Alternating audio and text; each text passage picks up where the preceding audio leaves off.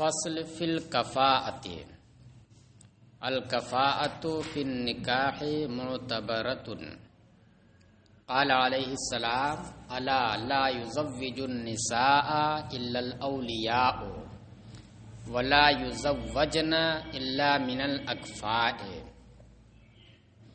یہ فصل ہے کفاءت کے بیان میں۔ پیچھے آپ نے پڑھا ہے اس میں کفو غیر کفو کا لفظ جگہ جگہ آیا تھا کہ اگر غیر کفو میں نکاح کر دیا تو وہ لازم نہیں ہوگا۔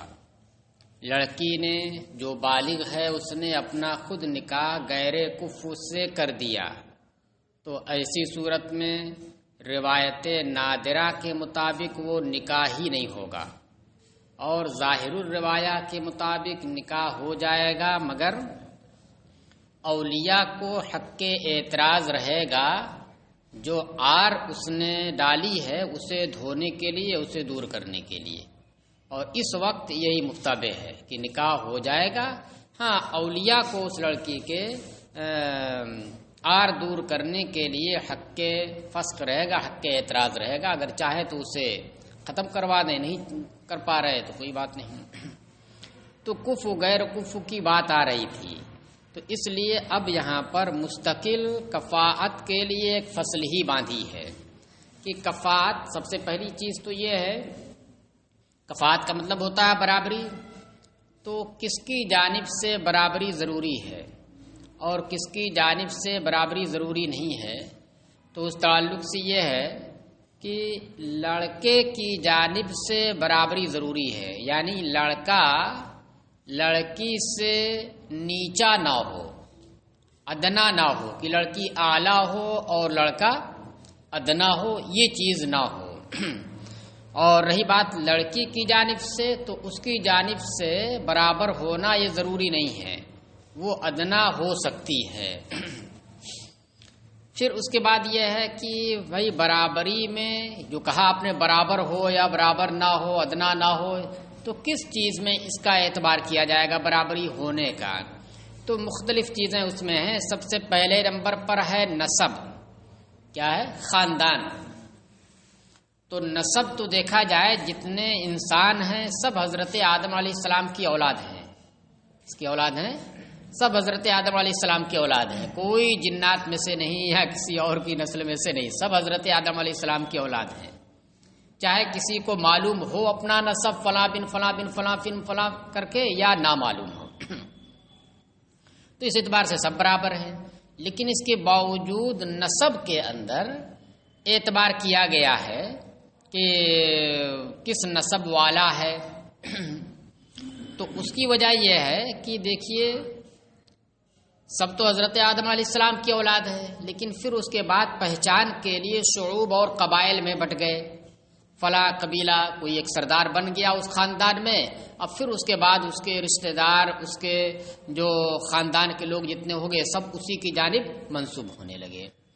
تو اب اگر کسی قبیلے کے اندر، خاندان کے اندر، یعنی ایک نسب والے کے اندر کوئی عظمت کی بات رہی ہے، کسی عظمت کی بات رہی ہے، تو پھر وہ نسب کے اعتبار سے وہ قبیلہ عظیم کہلاتا ہے۔ اور اگر اس کے برخلاف کسی قبیلے کے اندر کیا ہے، دناعت کی بات رہی ہے، خست اور گھٹیا پن کی بات رہی ہے، تو اس کی وجہ سے وہ قبیلہ کیا کہلاتا ہے؟ دنی اور خسیس کہلاتا ہے۔ جیسے ایک قبیلے کا ذکر آئے گا، دناعت میں اتنے زیادہ گرے ہوئے تھے، جس کا نام ہے بنو باہلا، قبیلے بنو باہلا، یہ عرب ہی کا قبیلہ، عرب ہی کے لوگ ہیں۔ تو یہ تو کہا گیا کہ عرب کے سارے لوگ ایک دوسرے کے کفو ہیں، قبیلہ ایک قبیلہ دوسرے قبیلے کا کفو ہے، سوائے بنو باہلا کے، کہ یہ بھی عرب ہی کا قبیلہ ہے، لیکن دناعت میں بہت نچلے درجے پر یہ رہا ہے۔ کیا دناعت اس کے اندر تھی؟ اس کے اندر دناعت یہ تھی کہ یہ لوگ مردار جانور کی ہڈیاں اکٹھا کرتے تھے، اکٹھا کر کے اسے پکاتے تھے، اور پکا کر کے اس کے اندر جو دسومت، چربی اور گودا ہوتا تھا اسے چوستے تھے۔ تو چوسنا ہڈی میں سے پکا کر کے تو کوئی معیوب بات نہیں ہے، لیکن مردار ہڈی، مردار جانور کی ہڈی اس طرح سے کرنا یہ بہت ہی خسیس بات ہے، اس لیے کہ وہ کھانے کی چیز نہیں، وہ ناپاک ہے، وہ پھینک دی جاتی ہے۔ تو یہ ان کا تھا۔ جیسے آج کل بھی دیکھ لیجیے آپ، بہت سارے لوگ الگ الگ طریقے سے کرتے ہیں۔ کچھ قبیلے ایسے ہوتے ہیں جو بڑے میلے کچیلے رہتے ہیں، ان کے ہاں صفائی ستھرائی کا وہ نہیں رہتا ہے، یا تو ان کا مزاج ہی ویسا ہے، اور یا یہ کہ ان کا دھندا ایسا ہے جس کی وجہ سے میلے کچیلے وہ بنے رہتے ہیں۔ اور کچھ وہ ہوتے ہیں کہ وہ میلے کچیلے نہیں ہوتے ہیں بلکہ صاف ستھرے رہتے ہیں، صفائی ستھرائی پر ان کی توجہ ہوتی ہے۔ تو اب اس اعتبار سے ظاہر سی بات ہے جن کی صفائی ستھرائی نہیں ہوتی ہے تو وہ گھٹیا قسم میں آئیں گے، نیچے جائیں گے، کوئی نہیں پسند کرے گا۔ اکثر ایسا ہوتا ہے، پتہ چلا کہ ہاں برادری ہی کے ہیں، یعنی اپنی ہی برادری کے گئے، اس کے بعد دیکھا یار صفائی ستھرائی نہیں تھی تو رشتے کو کینسل کر دیا، ایسا ہوتا ہے نا۔ تو اسی اعتبار سے سب تو ایک ہی اس سے ہیں، لیکن اس کے باوجود الگ الگ قبیلے اور الگ الگ خاندان کے ریت رواج اور ان کے رہنے سہنے کا جو انداز ہے اور ان کے جو خوبیاں یا خامیاں ہیں ان کے اعتبار سے فرق پڑ جاتا ہے۔ تو اس وجہ سے ایک خاندان کے لوگ دوسرے خاندان کا کفو بنتے ہیں کہیں اور کہیں نہیں بنتے ہیں۔ تو دیکھیے فصل فی الکفاءۃ، الکفاءۃ فی النکاح معتبرۃ، کفاءت نکاح میں معتبر ہے، یعنی اس کا بھی اعتبار کیا جائے گا۔ لازم اسی وقت ہوگا نکاح لڑکی کا کیا ہوا جبکہ کفاءت کف میں کیا ہو، لڑکا اس سے نچلے درجے کا نہ ہو۔ قال علیہ السلام الا لا یزوج النساء الا الاولیاء، حضور نے فرمایا سنو عورتوں کا نکاح اولیاء ہی کریں۔ تو ہمارے ہاں تو غیر ولی کر دے جب بھی نکاح ہو جاتا ہے، خود وہ لڑکی کر دے جب بھی وہ ہو جاتا ہے۔ تو پھر اب ایسی صورت میں اس کا کیا مطلب ہوگا؟ اس کا مطلب یہ ہوگا جیسے پیچھے کہا گیا کہ ان نکاح الی الاسبات، نکاح یہ اسبات کے حوالے ہیں، تو اس کا مطلب کیا بتایا گیا؟ یہ بتایا گیا کہ جب تک اسبات موجود ہیں تب تک جو ہے یہ اسبات ہی نکاح کرائے، ان کی عدم موجودگی میں کوئی، ان کی موجودگی میں کوئی دوسرا نہیں کرائے گا۔ اور یہاں جو کہا گیا ہے تو اس میں بھی حصر ہے، اس میں بھی کیا ہے؟ حصر ہے کہ عورتوں کا نکاح اولیاء ہی کرائیں۔ تو یہ حصر حقیقی نہیں ہے بلکہ اضافی ہے، بعض کی جانب نسبت کرتے ہوئے یہ حصر کیا گیا ہے۔ وہ کون ہے بعض؟ وہ فضولی ہے جو نہ تو ولی ہو اور نہ ولی کی جانب سے رسول یا وکیل ہو۔ چلیے ولی ان، تو اس حدیث کی وجہ سے کہ کیا فرمایا گیا؟ الا لا یزوج النساء الا الاولیاء، کہ اولیاء ہی عورتوں کا نکاح کریں، فضولی کوئی نہ کرے۔ ولا یزوجن الا من الاکفاء، یہ جو دوسرا والا جز ہے حدیث کا یہی محل استشہاد ہے، اور ان کا نکاح نہ کیا جائے مگر ہمسروں سے۔ تو اس حدیث کی وجہ سے کفاءت معتبر ہے۔ وَلِأَنَّ انتظام المصالح بین المتکافئین عادتاً، اور اس لیے بھی کہ یہ جو نکاح کی مشروعیت ہے کہ ایک قبیلے کی لڑکی کو دوسرے قبیلے کے لڑکے سے بیاہ دے دیتے ہیں، پھر اس کے بعد رشتہ داری ہو جاتی ہے، اولاد توالد و تناسل ہوتا ہے، پھر ایک تعلق قائم ہو جاتا ہے، حالانکہ وہ دونوں ایک دوسرے سے دور تھے، ایسا بھی ہو سکتا ہے کوئی رشتہ داری نہ رہی ہو۔ تو نکاح کی مشروعیت اس لیے ہے تاکہ جو ہے یہ جو دامادی کا رشتہ بن جائے تو اس کی وجہ سے جو قریب دور کا ہے وہ قریب ہو جائے، اور بحسن و خوبی جو ہے یہ رشتہ داری چلتی رہے۔ تو یہ کب ہوگا؟ یہ اسی وقت ہوگا جب کہ ہمسر ہوں، یعنی ایک دوسرے کی لوگ عزت کریں، اور اگر ہمسر نہ ہو تو پھر ایسی صورت میں یہ چیز نہیں ہو پائے گی اور زندگی بھی ان دونوں کے آپس میں خوشگوار نہیں ہوگی۔ کرول انا انتظام المصالح بین المتکافئین عادتاً، اور اس لیے بھی ضروری ہے، کفاءت کا اعتبار ہے، کیونکہ نکاح کی مفادات کا نظم و نسق ہونا، ایک نظم و نسق کے ساتھ چلیں وہ، یہ عادتاً دو ہمسروں کے درمیان ہوتا ہے۔ نکاح کے مفادات کا نظم و نسق یہ عادتاً عادت کے خلاف بھی ہو سکتا ہے، لیکن عادتاً دو ہمسروں کے درمیان ہوتا ہے. باب تفاعل سے آیا ہے متکافی، دونوں جانب سے، یہ اس کا ہمسر اور یہ اس کا ہمسر. حالانکہ ہمسری کا اعتبار کس کی جانب سے صرف کیا گیا؟ لڑکے کی جانب سے کیا گیا کہ لڑکا ادون نہ ہو، لڑکا یا تو ہمسر ہو یا پھر اعلیٰ ہو. لڑکی کی جانب سے اس کا کوئی اعتبار نہیں ہے، تو اس لیے کہا گیا کہ یہ جو ہے تغلیب کے طور پر کر دیا گیا ہے، ورنہ ایک جانب سے کفو کا اعتبار نہیں ہے. لأن الشریفة تأبى ان تكون مستفرشة للخسیس، اس لیے کہ ایک شریف عورت جو بڑے خاندان کی ہو، شریف خاندان کی ہو. یہ بڑا خاندان اور شریف خاندان کیسے بنتا ہے؟ اس قبیلے کے اندر خود اچھائی رہی ہو، نیکی رہی ہو، تو اس کی وجہ سے وہ قبیلہ جیسے بہادری رہی ہو، ڈرپوک نہ رہے ہوں، خساست نہ ہو کسی طرح کی، تو اس قبیلے کو، اس نسب والے کو کیا ہے؟ اچھا کہا جاتا ہے. کہ اس لیے کہ شریف لڑکی یہ کسی گھٹیا شخص کا فراش بننے سے انکار کرے گی، فلا بد، اور بار بار آر بھی دلائے گی، فلا بد من اعتبارها، اس وجہ سے اس کفات کا اعتبار ضروری ہے. کچھ کہہ رہے کیا؟ بطارت کبھی چھونے نہیں دیتی مجھ کو، دختر ازر نے کیا صاحب تقویٰ مجھ کو. اس پر ایک شعر اس کو یاد آ گیا. کیا کیا؟ بطارت کبھی چھونے نہیں دیتی مجھ کو، دختر ازر نے کیا صاحب تقویٰ مجھ کو. رہتے بڑے گھر کی لڑکی رہتی تھوڑا نہیں، یہ تو بڑے گھر کی بات نہیں ہے. یہ شعر جو ہے یہ بڑے گھر نسب کے اعتبار سے نہیں ہے، یہ دینداری کے اعتبار سے کہ بھئی لڑکی اتنی تقویٰ و پرہیزگار ہے، متقی پرہیزگار ہے کہ مجھے چھونے کے لیے کہتی کہ پہلے تم وضو کرو، ہے نا. تو اس کی اس پرہیزگاری نے مجھے جو ہے تقویٰ شعار بنا دیا، پرہیزگار بنا دیا. چلیے.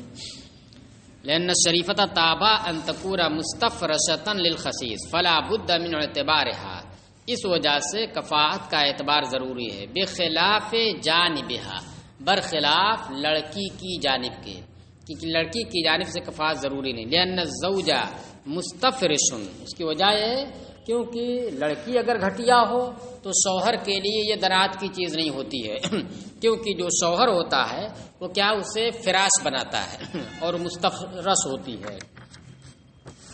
فلا تغیظہ دناءۃ الفراش، اس لیے فراش کا گھٹیا ہونا یہ اسے غضبناک نہ کرے گا، اس سے غصہ نہ دلائے گا.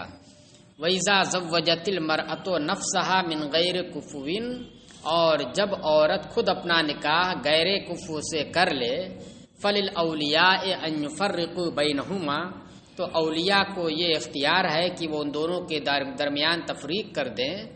دفعاً لِضَرَرِ الْعَارِ عَنْ أَنفُسِهِمْ، اپنے اوپر سے عار کو کے ضرر کو دور کرنے کے لیے. یہ مسئلہ تو آپ پیچھے پڑ چکے ہیں. ظاہر الروایہ یہی ہے کہ نکاح تو ہو جائے گا، ہاں اولیاء کو دفع ضرر عار کے لیے اختیار دیا جائے گا کہ وہ تفریق کریں. تو تفریق خود سے نہیں کر پائیں گے، تفریق جو ہے خود سے وہ نہیں کر سکتے ہیں کہ چلو تم الگ ہو تم الگ ہو. قاضی کے پاس مقدمہ کرنا پڑے گا، قاضی سنے گا، پھر اس کے بعد الگ کرے گا. اور یہ الگ کرنا پیچھے آپ نے پڑھا فسخ ہوگا، طلاق نہیں ہوگی. ثم الکفاءۃ تعتبر فی النسب، اب دیکھیے کہہ رہے ہیں کہ کفاءت کا اعتبار، برابری کا اعتبار کن چیزوں میں ہے. کہہ رہے ہیں پھر کفاءت کا اعتبار نسب کے اندر ہوتا ہے، یعنی ایک چیز ہوئی. لأنہ یقع بہ التفاخر، کیونکہ نسب کے اوپر فخر کرنا پایا جاتا ہے، فخر کرنا واقع ہوتا ہے کہ نسب پر ایک دوسرے فخر کرتے ہیں الگ الگ اپنے اپنے قبیلے پر. فقریش بعضهم اکفاء لبعض، چنانچہ قریش کے لوگ ایک دوسرے کے کفو ہیں، یعنی جتنے قریشی ہیں سب کے وہ کفو ہیں. والعرب بعضهم اکفاء لبعض، اور عرب کے لوگ باقی ایک دوسرے کے کفو ہیں.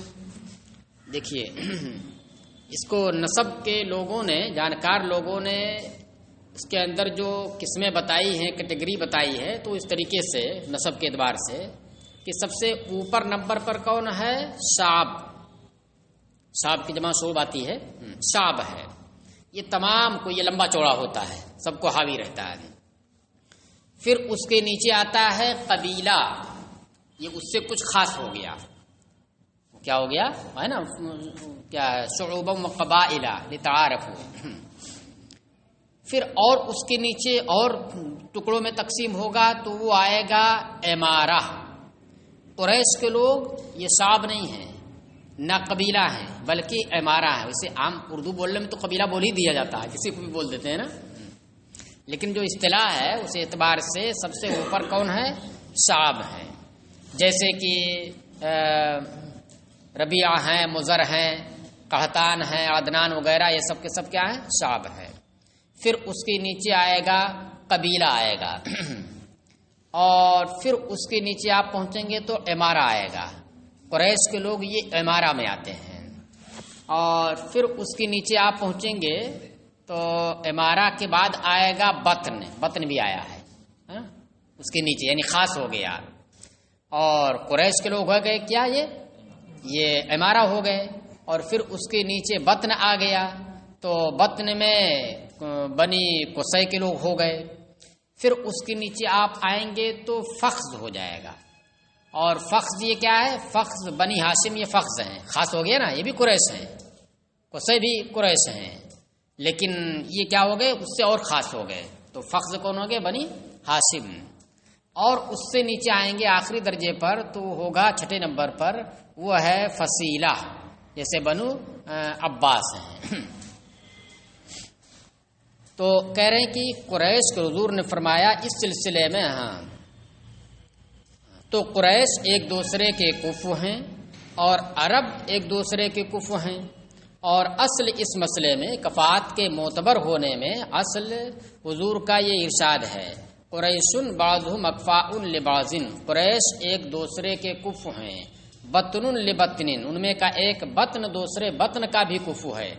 یہ نہیں کہ سب الگ، ایک بطن ایک اپنے ہی بطن میں کرے گا، دوسرے بطن میں بھی کر سکتے ہیں. جیسے کہ بطن میں کون آئے؟ قصی. اور نیچے آئیں گے تو فخذ ہو جائے گا، تو بنی ہاشم یہ فخذ میں ہو گئے. تو ایسا نہیں ہے کہ جو بنی ہاشم کے لوگ ہیں وہ بنی ہاشم میں ہی کریں گے، دوسرے جو قریش کو عام ہو، قریش جس کو عام ہو ان تمام میں کر سکتے ہیں. والعرب بعضهم اکفاء لبعض، اور عرب ایک دوسرے کے بعض ہیں، یہ کفو ہیں. قبیلۃ بقبیلۃ، ایک قبیلہ دوسرے قبیلے کا، یعنی ہر قبیلہ دوسرے قبیلے کا وہ ہے. والموالی بعضهم اکفاء لبعض، اس کے برخلاف جو موالی ہیں، موالی مولا کی جمع، مولا آزاد کیے ہوئے شخص کو کہتے ہیں. تو آزاد کیے ہوئے شخص کا مطلب پہلے وہ غلام رہا ہو، اسی کی جمع یہ موالی ہے. یہ بولا کس کے لیے گیا ہے؟ اجمیوں، ہم اجمیوں کے لیے بولا گیا ہے، ہم اجمیوں کے لیے یہ موالی بولا گیا ہے. وجہ کیا ہے کہ چونکہ عام طور سے جو آزاد کیے بنتے تھے، غلام بنتے تھے پھر آزاد کیے جاتے تھے، یہ اجمی میں ہوتے تھے. عربی میں بھی ہوتے تھے مگر بہت کم، اجمی میں یہ زیادہ ہوتے تھے. تو اسی وجہ سے تغلیب کے طور پر موالی کا لفظ، اگرچہ موالی عرب میں بھی ہیں مگر زیادہ اکثریت کس میں ہے؟ عجم میں ہے، تو ان کے لیے موالی کا لفظ بول دیا گیا. والموالی بعضهم اکفاء لبعض، اور موالی یعنی اجمی لوگ ایک دوسرے کے کفو ہیں. رجل برجل، ہر شخص دوسرے شخص کا کفو ہے. قبیلہ اور وہ چھوڑ دیجئے، یعنی بالکل عام ہے، ہر شخص دوسرے شخص کا، پورے جتنے عجم کے لوگ ہیں سب ایک دوسرے کے کفو ہیں. اس کی وجہ بتاتے ہیں کیونکہ انہوں نے اپنے جو نسب ہیں وہ ضائع کر دیں. کسی کو اپنا نسب معلوم نہیں، کون کس خاندان سے، کس کے باپ دادا کون ہیں، جبکہ عرب کے لوگوں کو اپنا پورا قبیلہ کا پورا نسب شجرہ معلوم رہتا تھا. 20 گنا دیتے تھے وہ. ارے اس کو تو چھوڑ دیجیے، اپنے جانوروں کا نسب معلوم رہتا تھا، ان کے جانوروں کا بھی، اونٹنیوں کا بھی نسب معلوم رہتا تھا. کہ ولا یعتبر التفاضل فیما بین قریش، لیکن آپ دیکھ لیجئے اعجمیوں میں جیسے لگتا ہے کہ عرب سے زیادہ اعجمیوں میں یہ چیز پائی جاتی ہے. بھائی کہیں ہو یا نہ ہو لیکن اتر پردیش میں تو بہت ہے. دوسرے اسٹیٹ میں کم ہو، یہ ہو سکتا ہے، جیسے کہ حبیب اللہ صاحب بتا رہے ہیں کہ ان کے علاقے میں بالکل نہیں ہے، بس مسلمان ہے، جانتے بھی نہیں کہ کون کس برادری سے ہے. آپ کس جگہ؟ بنگال میں. تو ادھر تو شیخ اور کیا کیا سب تو ہیں. اچھا آپ کے ضلع میں نہیں؟ سب شیخ خان سے اور انصاری سے سب ایک دوسرے سے کرتے ہیں. اچھا اچھا جانتے بھی نہیں. جانتے بھی نہیں تو اس کا مطلب یہ کہ سب ایک جیسے ہیں. تو وہ بتا رہے تھے کہ ہمارے ایسا کچھ نہیں ہے، بس مسلمان ہے وہ ہے، مرزا ہے یا خان ہے یا شیخ ہیں انصاری ہے کیا ہے، اس سے کوئی وہ نہیں. تو بہت اچھی بات، بہت آسانی اس کے اندر ہے. اور ہمارے ہاں تو یو پی کے اندر بہت زیادہ شدت اس میں ہے. سب سے زیادہ ذات پات جو ہے اتر پردیش کے اندر ہی ملے گا آپ کو. غیر مسلموں میں تو ہے ہی ہے، لیکن مسلمانوں کے اندر بہت زیادہ ہے یہ. ارے وہ تو چھوڑ دیجئے، مطلب معاشرے کے اندر جو نیچے سمجھے جاتے ہیں وہ اپنی لڑکی کا رشتہ اونچے خاندان میں نہیں دیتے ہیں. ہاں جیسے اس میں بیان کرنے میں کوئی وہ نہیں ہے.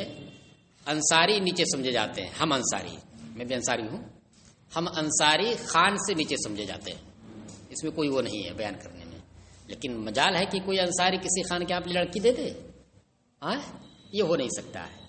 اس کی وجہ غالباً یہ ہے کہ دیکھیے یہاں پر ہمارے اس دیار کے اندر ہر قبیلے، ہر خاندان کی الگ الگ رسم و رواج ہوتی ہے، الگ الگ مزاج ہوا کرتا ہے. انصاریوں میں کچھ چلتا ہے رسم و رواج کے اعتبار سے، اور خان لوگوں میں کچھ چلتا ہے رسم و رواج کے اعتبار سے. پھر اس کے بعد علاقے کا بھی فرق پڑ جاتا ہے. ہمارے امبیڈکر نگر میں کچھ چلتا ہے اور یہاں کچھ چلتا ہے. جیسے ہم ایک موٹی مثال بتا دیں کہ ہمارے امبیڈکر نگر میں انصاری برادری میں جو ہیں تو وہ اس طرح سے جو صحرا پہنتے ہیں یہاں پورا ڈھک لیتے ہیں، وہ ہمارے نہیں چلتا. ہمارے یہاں غیر انصاری میں چلتا ہے. ہمارے یہاں غیر انصاری میں انصاری لوگ کیا کرتے ہیں، بس وہ جو ہار ہوتا ہے وہی سب دوست یار اور گھر کے لوگ پہناتے ہیں. پورا اتنا اونچا لگ جاتا ہے وہ. اور یہاں ہم نے دیکھا بس ایک تو وہی پہناتے ہیں اور وہ بنتا ہے اور وہ پورا لٹکتا رہتا ہے، چھپائے رہتے پورا چہرہ اس لڑکے کو. بتائیے لڑکی کو چھپانا چاہیے، لڑکے کو چھپا دیتے ہیں. تو یہ ہمارے علاقے میں دوسری قوم میں، لیکن یہاں انصاریوں میں بھی ہے نا. تو علاقے کا بھی فرق پڑ جاتا ہے. تو الگ الگ جو قومیں ہیں تو ان کے الگ الگ رسم و رواج ہیں، رہن سہن کا بھی الگ الگ اعتبار ہے، اور دھندے پانی کا بھی الگ الگ ہے وہ. تو دھندے پانی کا نہ بھی ہو تب بھی جو ہے رسم و رواج کے اعتبار سے سب الگ الگ ہیں. ایک رسم و رواج کے ساتھ سب نہیں رہتے ہیں. تو اس وجہ سے کوئی بھی اپنی لڑکی کسی دوسرے خاندان میں نہیں دینا چاہتا ہے. چلیے ولا یعتبر التفاضل فیما بین قریش، اور ولا یعتبر التفاضل فیما بین، اور قریش کے مابین تفاضل کا اعتبار نہیں کیا جائے گا کہ قریش میں بعض سے افضل ہوں، ایسا نہیں ہے. ہر قریشی دوسرے قریشی سے نکاح کر سکتا ہے. لما روینا، اسی حدیث کی وجہ سے جو ہم نے روایت کیا، قریشن بعضهم مکفاء لبعض. وعن محمد، اصل مسئلہ یہ ہے کہ ہر قریشی دوسرے قریشی سے نکاح کر سکتا ہے. وعن محمد الا ان یکون نسبا مشہورا، اور امام محمد سے مروی ہے کہ کر تو سکتا ہے مگر یہ کہ وہ مشہور کوئی نسب ہو. یعنی کوئی ایسا خاندان ہے کہ جس کا نسب مشہور ہو تو اس میں نہیں ہو سکتا ہے. کا اہل بیت الخلافت، جیسے کہ اہل بیت خلافت، کوئی خاندان ہے کہ اس کے اندر خلیفہ کوئی ہوا ہے تو اب اس کا خاندان یہ اہل بیت خلافت ہو جائے گا. تو اب اس کی لڑکی کا نکاح غیر اہل بیت خلافت میں نہیں ہوگی، یہ امام محمد کہتے ہیں. کانہو قال، اب صاحب ہدایہ کہتے ہیں کہ امام محمد نے یہ جو بات کہی ہے یہ اصل کے اعتبار سے نہیں کہی ہے کہ کفات میں اس کا اعتبار ہے، دوسری وجہ سے، ایک عارض کی وجہ سے یہ بات کہی ہے. کانہو قال تعظیما للخلافت، گویا کہ امام محمد نے یہ بات جو کہی ہے وہ امر خلافت کی تعظیم کے لیے کہی ہے کہ وہ معظم ہوتا ہے، خلافت کا جو خاندان ہوتا ہے. وہ تسکیناً للفتنت، اور جب وہ خلافت کا خاندان، خلیفہ کا خاندان معزز ہوتا، مشہور ہو جاتا ہے، بھائی اس کی الگ ہی شان ہوتی ہے. تو تو پھر اب ایسی صورت میں ہر کوئی چاہے گا کہ اس خاندان سے رشتہ کرے، لڑکی لے آئے، ہاں اس کی بھی عزت بڑھ جائے گی. تو اس وجہ سے کہتے ہیں وَتَسْكِينًا لِلْفِتْنَةِ، اور لوگوں کے فتنے کو خاموش کرنے کے لیے، لوگوں کی فتنے کو، کیونکہ ہر کوئی چاہے گا کہ وہاں سے لے آئے، تو اس لیے کہا کہ نہیں، اہل خلافت کا عام آدمی کفو نہیں بن سکتا ہے. لیکن اصل کے اعتبار سے یہ ہے کہ قریشی اگر ہے تو ہر قریشی دوسرے کا وہ ہو سکتا ہے. وَبَنُو بَاهِلَةَ لَيْسُوا بِأَكْفَاءَ لَيْسُوا بِأَكْفَاءٍ لِعَامٍ، اکفاء کیوں دے دیا ہے؟ چلیے،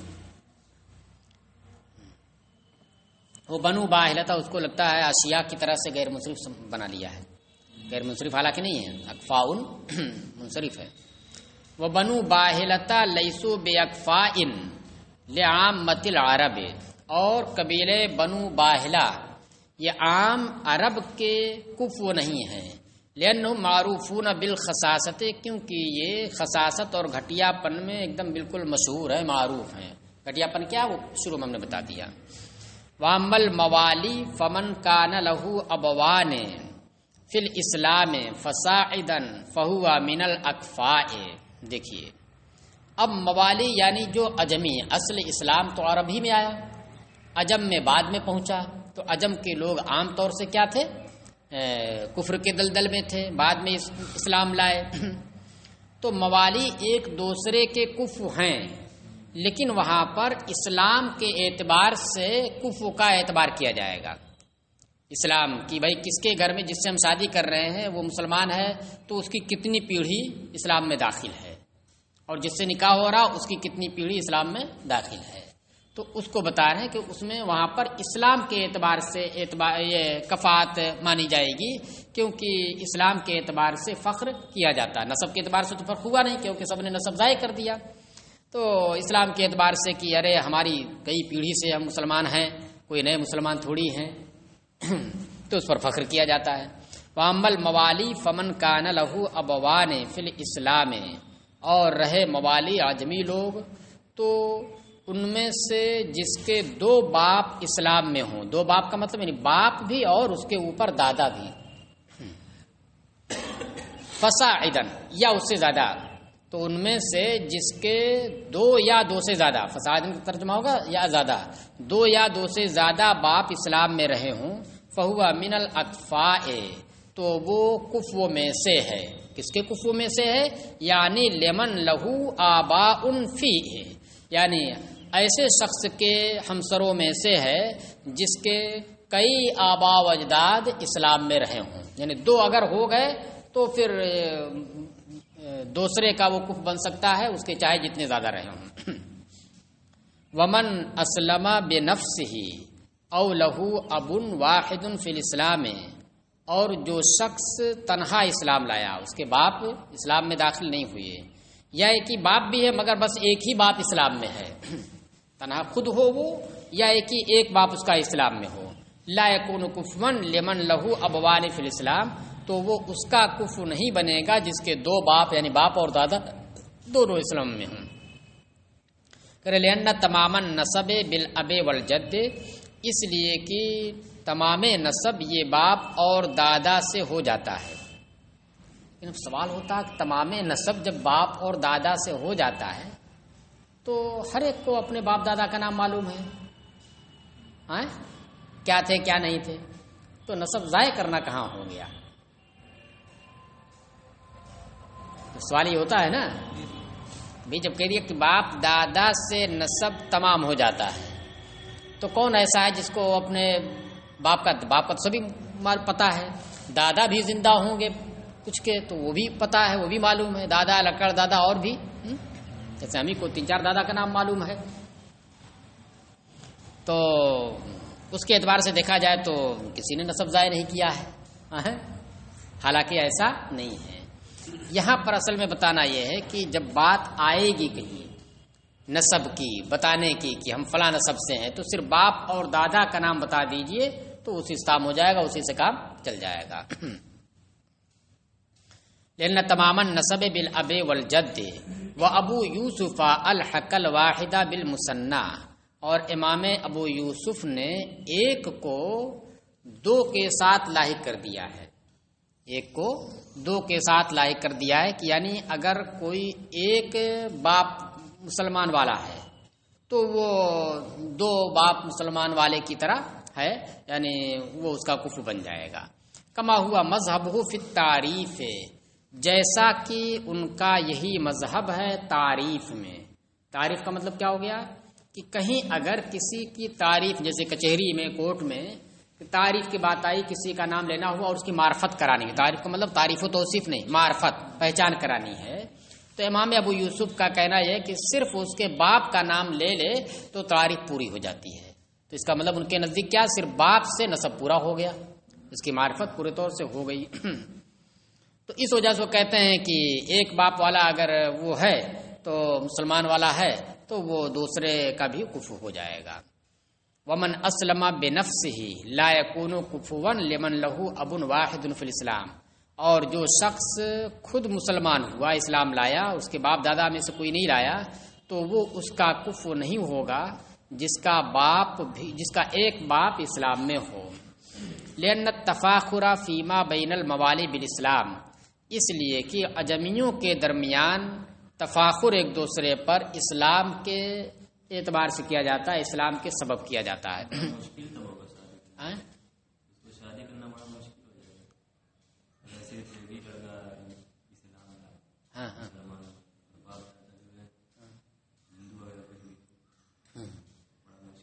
ہاں تو مشکل ہو جائے گا، ٹھیک ہے۔ اب کوئی تیار ہو جائے، کوئی جو ہے اپنی لڑکی دینے پہ تیار ہو جائے خیر خواہی میں، تو وہ بھی راضی ہو جائے، اولیاء بھی راضی ہو جائیں تو ہو ہی جائے گا نا۔ ایسا تو نہیں ہے کہ ہوگا ہی نہیں، ہوگا، اولیاء چاہے تو اس کو ہٹا سکتے ہیں، اولیاء بھی اگر راضی ہوں تو کوئی مسئلہ نہیں ہے۔ چلیے، والکفاءۃ فی الحریۃ نظیرھا فی الاسلام فی جمیع ما ذکرنا، اور آزادی میں برابری، آزادی میں برابر ہونا، کفاءت کا ہونا، یہ اسلام میں کفاءت کی نظیر ہے۔ یعنی جیسے اسلام کے اعتبار سے کفاءت کا اعتبار کیا گیا کہ ایک شخص خود مسلمان اور اس کا باپ اور دادا بھی مسلمان، اگرچہ دادا کے بعد پر دادا نہ ہو، تو پھر وہ ہر مسلمان شخص کا کفو بن سکتا ہے، اس کے چاہے جتنے باپ دادا وغیرہ اسلام میں داخل ہوں۔ تو اسی طریقے سے اس میں بھی کہ اگر کوئی شخص خود آزاد ہے، اس کا باپ اور دادا بھی آزاد ہے، تو وہ ہر اس شخص کا ہو سکتا کفر ہو سکتا ہے جو اس سے اوپر درجے کا آزاد ہو، یعنی اس سے اوپر کے بھی جو ہے باپ دادا اس کے آزاد ہوں، اس کا کفر ہو جائے گا۔ جیسے اسلام میں کہا نا، اسی طریقے سے یہاں پر بھی ہے۔ والکفاءۃ فی الحریۃ نظیرھا فی الاسلام فی جمیع ما ذکرنا، ایسا لگتا ہے کہ اگر اس پر نشان لگا ہے تو یہ نشان پورا فی جمیع ما ذکرنا تک ہونا چاہیے، یا کم سے کم اسلام تک تو ہونا ہی چاہیے یہ نشان، ہاں فی الاسلام تک ہونا چاہیے، تبھی جا کر کے بات پوری ہوگی۔ اور آزادی میں کفاءت، یہ اسلام میں کفاءت کی نظیر ہے، جیسے جیسے اس میں آپ نے پڑھا اسی طریقے سے اس میں بھی ہے۔ فی جمیع ما ذکرنا، ان تمام باتوں میں جو ہم نے ذکر کیا۔ مثال ہم نے دے دیا کہ ایک شخص ہے خود آزاد، اور اس کے علاوہ اس کے گھر میں اور باقی باپ دادا کیا تھے، غلام تھے، تو پھر ایسی صورت میں یہ اس کا کفر نہیں بن سکتا کہ جو خود بھی آزاد ہو اس کا باپ بھی آزاد رہا ہو، نہیں بن سکتا۔ تو اسی طریقے سے جتنے مسائل بتائے ہیں نا اسلام کے اعتبار سے، اسی اعتبار سے اس میں بھی حریت میں بھی ہوگا۔ اچھا، لأن الرق کا اثر الکفر، اس لیے کہ آزادی یہ کفر کا اثر ہے۔ اس لیے اوپر دیکھیے موالی بتایا نا، موالی بتایا کہ جو عجمی تھے وہ عجمی کیا تھے، وہ کفار تھے، اور وہی بیشتر غلام بنائے گئے اور رقیق بنائے گئے، تو اس کا مطلب رقیق ہونا یہ کفر کا اثر ہے، کفر کی وجہ سے رقیق وہ ہوئے عام طور سے۔ تو اس لیے کریں کیونکہ رقیت یہ کفر کا اثر ہے، وفیہ معنی الذل یا معنی الذل، اور اس کے اندر یعنی رقیت کے اندر ذلت کا معنی پایا جاتا ہے، تو اس کی وجہ سے ایک دوسرے پر آدمی فخر کر سکتا ہے اور اس سے وہ اس کی طبیعت اس سے ایبا کر سکتی ہے. فیعتبر فی حکم الکفاءۃ، لہذا اس کا اعتبار کیا گیا ہے کفاءت کے حکم میں. کس کا؟ اسی آزادی کا یا رقیت کا.